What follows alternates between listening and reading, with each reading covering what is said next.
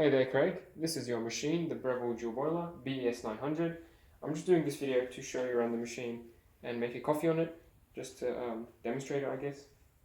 So the machine is a few years old now, but it works well. So externally the condition is good.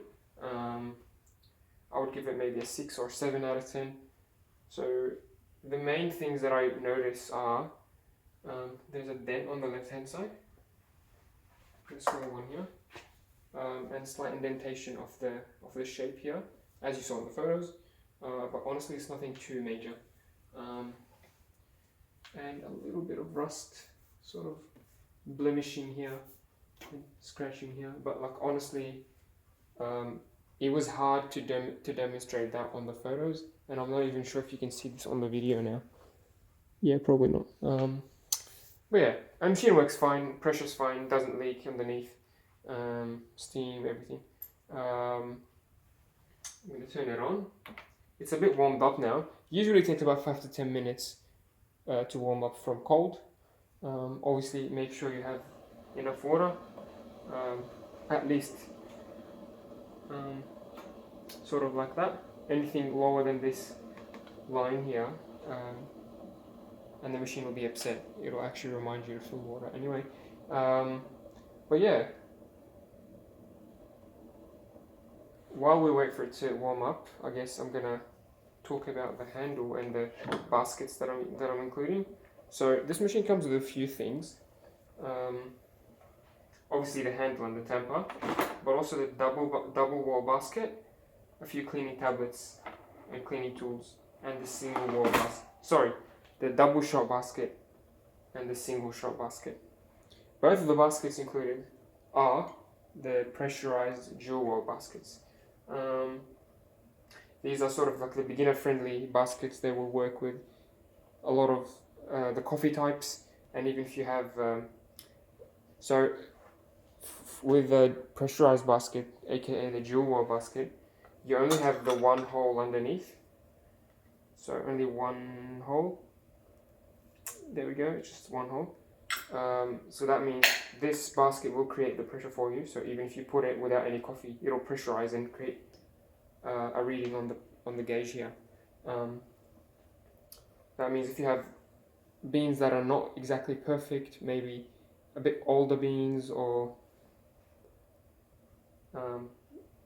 a grind size that's not very fine, this machine will still work and give you decent coffee. Because obviously you need fine coffee and a fine grind size for espresso. If you don't have that on the pressurized basket, you can still get a good coffee. Whereas if you want to upgrade in the future, you can always get the single wall baskets. Those ones obviously only have one layer of wall, and they're not pressurized, so that means you have to grind properly, you have to dose properly, so exactly 18 or 20 grams in this one for a double shot, and you have to also tamp it properly. So for example, if you have a single wall basket and your coffee is not very fine, the pressure won't be good, and obviously the coffee will come out very ugly and taste bad as well. Cool. Now the machine reached pressure. I'm going to grab my scale to demonstrate how I do the coffees that I do. So obviously the grip head works, the steam, everything works actually. Nothing is dysfunctional in this machine. Otherwise I'd let you know. You can always control the temperature. Exit.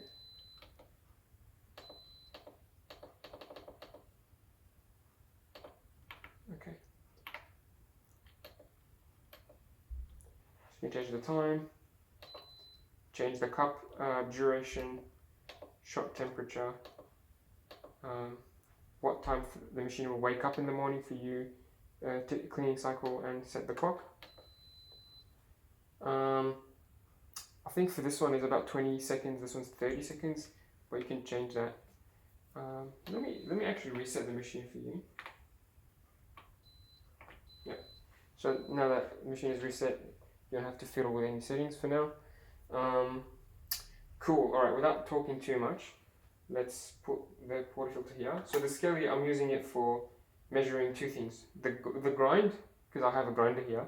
I'm using it to measure the grind, how much coffee goes into the handle, and also how much liquid espresso comes out of the group head. So those two things I want to measure to be consistent with my coffees. Anyway, here's the group head. It's a dual boiler, so you can do the coffee and the steam.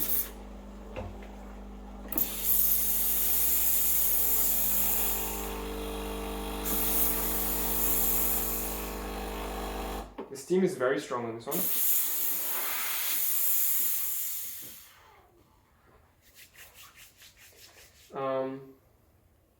Hot water spout if you want it. And you can fill the water by removing the water tank, but the better way is to fill it from here. That way you don't have to move the machine and you don't have to splash around the water tank.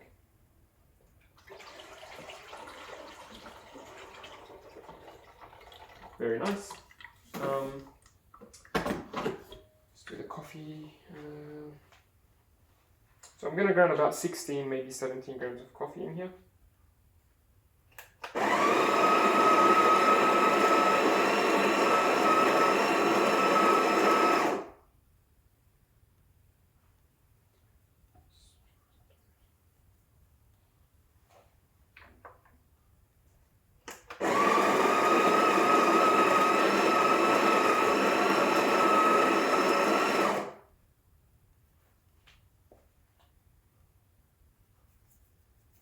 Okay, that's quite fine.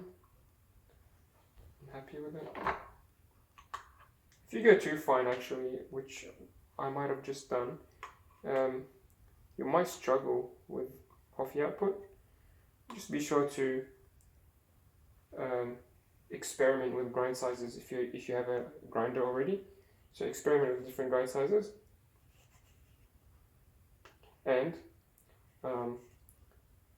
use the scale to sort of gauge how good or how bad the coffee is, as well as the taste, obviously. Okay, tamp it properly, and if you don't have a scale, usually a good rule of thumb for Breville is that tamp as deep as the silver part here, just like that. That's roughly 18 grams, maybe a little bit less actually, but yeah, that's the general rule of thumb. Might add a little bit more.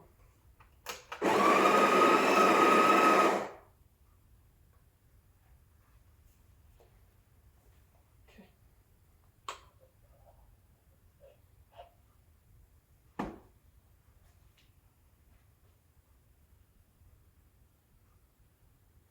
Okay. You don't have to be exactly perfect with your tamping or your grinding.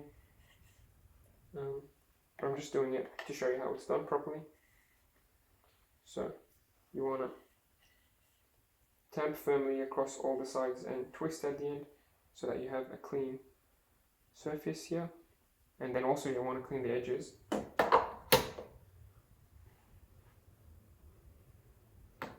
Some people do this, but I don't recommend it.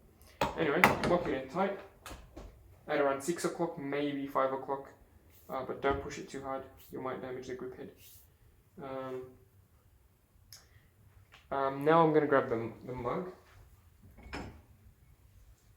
I recommend preheating the mug, and I actually recommend doing a blank shot, so that's without any coffee in the handle. Run a blank shot to warm up the machine, warm up the handle, and also warm up the cup underneath, and then dry the portafilter and then grind. That way you have a nicely warmed up machine and setup. In any case, it's not the end of the world. So I'm going to calibrate my scale, and I'm going to press the 2 cup button because I'm using the 2 cup basket. I want to get about 35 to 45 grams of liquid coffee into the cup. The machine will do the brewing for 30 seconds. So that's fixed. You can change it, but for now that's fixed. And what I'm changing is how much coffee to put in and how fine it's ground. You want to keep an eye on the pressure gauge. You want to get about 7 to 9 bars of pressure. Ooh, nice. And you want the flow to be this, so nice and slow, consistent.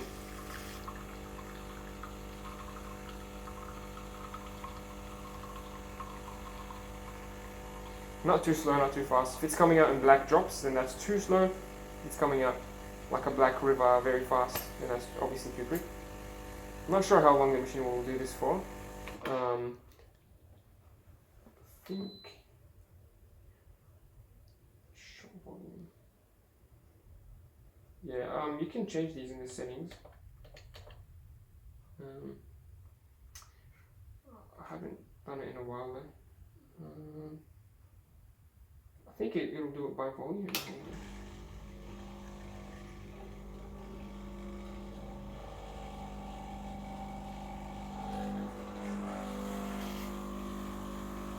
Yeah, so you can, yeah, this is how you do it. So it'll do it by time. Let's see how much we got. Yeah, we got about 60. This is a little bit too long because I didn't stop it in time. But anyway, as you can see, it has the body, it has the crema. It's pretty good actually. Even though I'm using beans that are actually quite old, it's still decent. Not trying to make the video too long, but yeah, let's try that again. So it's going to do the pre-infusion, which is low pressure water injection, and then it'll go full pressure. I think it was 12 seconds. Yeah, so if you save 12 seconds and then you exit, it will save that. And now it will go for 12 seconds.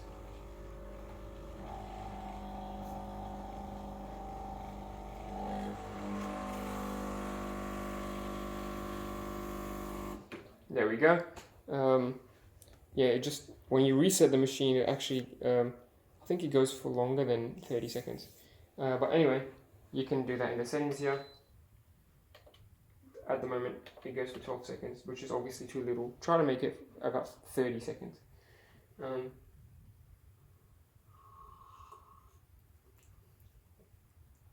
that's the coffee. I don't have any milk now to steam, so I guess I can just give you tips for steaming. You want a metal steaming jug, milk jug, so that you can feel the temperature of the milk as it gets hotter.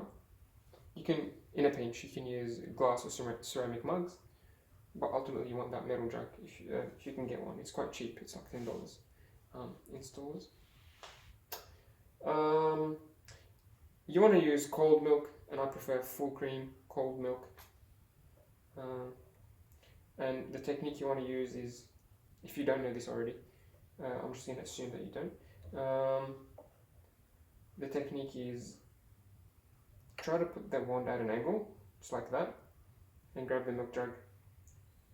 Keep the tip of the wand close to the surface of the milk, and try to angle this so that it creates like a vortex, and hold that position for a few seconds, not too long.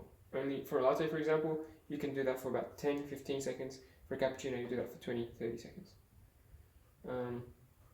So you hold that position for maybe, let's say 15 seconds, because that's the air injection phase. You're injecting air into the milk, and then after that you want to raise the jug and only spin it without any air injection. So bringing the tip deeper into the milk and just spinning it at an angle. And once you're happy with the temperature of the milk, aka if you can't touch the milk jug anymore for too long, just turn it off. That's the temperature you want to be at. You can get a thermometer. Honestly, I think it's too bothersome to use long term. It's good to use a thermometer to learn the feel of milk, but in the end it's all preference. If you feel like drinking a very hot beverage, make your milk hotter. But for something like more comfortable drinking, or if you want to do a latte art, actually, you can keep the milk temperature a little bit lower to help you with that. Yeah, so that's the machine. hopefully this video gave you a good overview and demo of the machine. If you have any questions or concerns, feel free to ask me. As I said, the machine is warranted until, I can't remember, I think it was another month or two from now. So I believe April or May, probably May. Sorry, May or June, which is 3 months from the date I posted the ad. So any issues, just let me know, and I'm more than happy to help. Yeah, I guess I'll see you tomorrow or today. Cheers.